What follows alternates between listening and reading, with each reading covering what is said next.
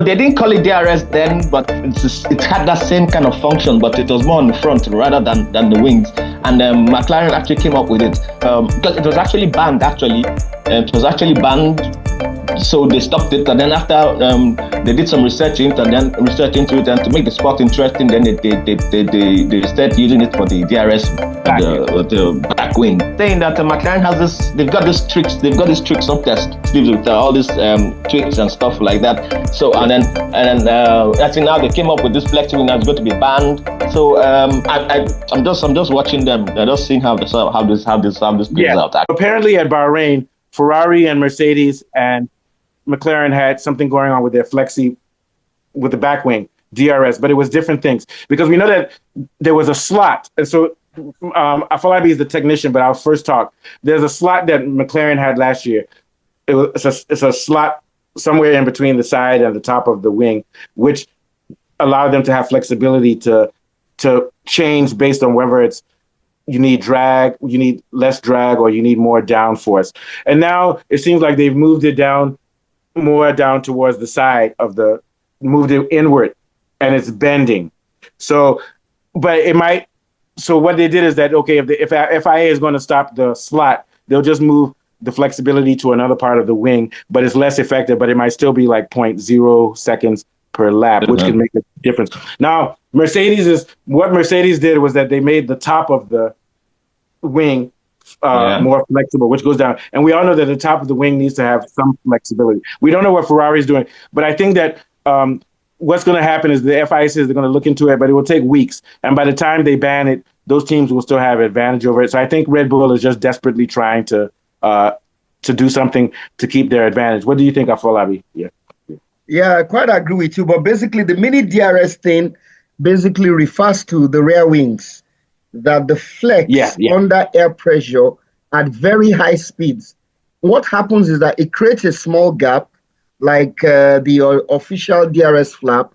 This now reduces drag and boosts their straight line speed by between 2 to 3 kilometers per hour, as seen with McLaren in Abu Dhabi in 2024. Now, the rules say wings must stay rigid, but testing them at race speeds is very difficult. So the teams push the limits, and then the FIA now says that tests will use HD cameras to spot the bending, aiming to catch teams cheating. They're going to catch teams that are cheating with HD cameras. And I think that, So can I say one thing, though, Falabi? Yeah, so go ahead. At first, McLaren was using a slot, which is somewhere in between the top of the wing and the side, which gives you, like you said, 3 kilometers per hour. Now they've moved it more inward and downward, which will still give them a marginal per lap, but not as much. And now it looks like Mercedes has flexibility at the top and going down. But they first have to do weeks and weeks of evaluation. Continue. Very good analysis, I feel like. Yeah, basically, but in my own opinion, Red Bull used to be the best at making bendy wings.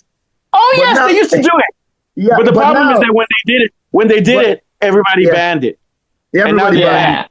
But now they're behind and want FIA to stop it. They think it will slow down McLaren and others, especially since Red Bull's car might not be as fast. There you go. But I think Red Bull has a point, because that's when they were destroying everybody when Vettel was winning, when Sebastian Vettel had the wing. Yeah, they mastered, they banned it, but now it's coming back. They mastered the flexi wings. They mastered the flexi wings. I think they're valid in complaining about it. What do you think, Mr. Ajayi? Because I see Mr. Ajayi has something to say. You see. Also, brilliant. Thank you. Go ahead. Yeah. Okay. Yeah. I think this has to do with McLaren, because like before we heard anything about DRS, McLaren actually had DRS earlier on. With when it was McLaren Mercedes. Yeah. They had some kind of, they didn't call it DRS. They had there's some kind of function on the front. I don't know. It let in air at a certain time. That was like, which era was this? Which era? This was during Hakkinen, Raikkonen time. Oh yeah, so that's as far back. Yes. Yeah. So and I think Hakkinen won one or two, or one at least one. Then he moved to Ferrari. Yeah. No, Hakkinen, not Raikkonen. Hakkinen. Oh, Hakkinen when he was beating Schumacher. The one that Schumacher was afraid of. Yes. Oh, sorry So to cut yes. So they didn't call it DRS then, but it had that same kind of function, but it was more on the front rather than the wings. And McLaren actually came up with it. So I think McLaren, they're kind of clever with this kind of like because it was actually banned actually. It was actually banned, so they stopped it, and then after they did some research into it, and to make the sport interesting, then they started using it for the DRS, the back wing. Sorry, Mr. So Jai, very quickly. Now yeah. Mercedes is now switching the that front flexi wing thing, which is about to ban. Now they're switching it to the back. This is interesting. Go ahead. Yeah, go ahead. Yeah. So So I think I'm just saying that McLaren has this. They've got these tricks. They've got these tricks up their sleeves with all these tricks and stuff like that. So and then I think now they came up with this flexible that's going to be banned. So I'm just watching them. I'm just seeing how this plays out actually. Yeah, but I think it's too late for Red Bull, because by the time FIA investigates this and everything and makes restrictions, McLaren will be way ahead. But I do think McLaren is so. Let's switch the topic now. Oh no, quickly, what are your thoughts on this whole topic, Kunle? Yeah.